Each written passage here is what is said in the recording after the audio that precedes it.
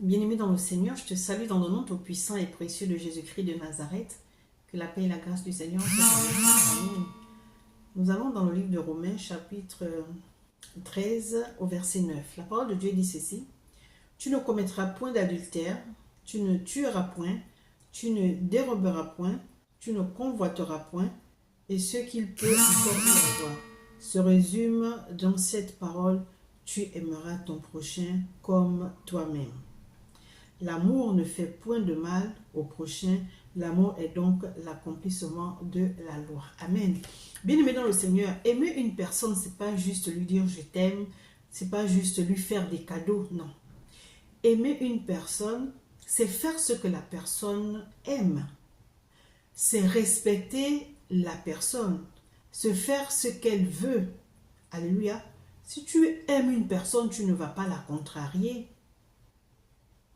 Si tu aimes une personne, tu ne vas pas faire le contraire de ce qu'elle veut. Donc en fait, c'est respecter son opinion. Alléluia. Donc la parole de Dieu nous dit que le deuxième commandement qui nous a été donné, c'est tu aimeras ton prochain comme toi-même. Alors si ton prochain est comme toi-même, est-ce que tu aimerais te faire du mal à toi-même? Non. Et c'est comme ça que tu ne feras pas du mal aussi à ton prochain. Ton prochain, c'est toi-même. Donc, la parole de Dieu nous dit ici que tu ne commettras point d'adultère. Si tu aimes ton mari ou ta femme, tu ne commettras pas d'adultère. Alléluia. Tu ne tueras point. Tu ne déroberas point. Tu ne convoiteras point. Donc, tu ne peux pas convoiter ce que l'autre a. Tu ne peux pas tuer ton prochain. Ton prochain, c'est toi-même. Donc, en fait, l'amour, c'est pas dire je t'aime, non. C'est pas faire des cadeaux, non. C'est respecter l'opinion de l'autre.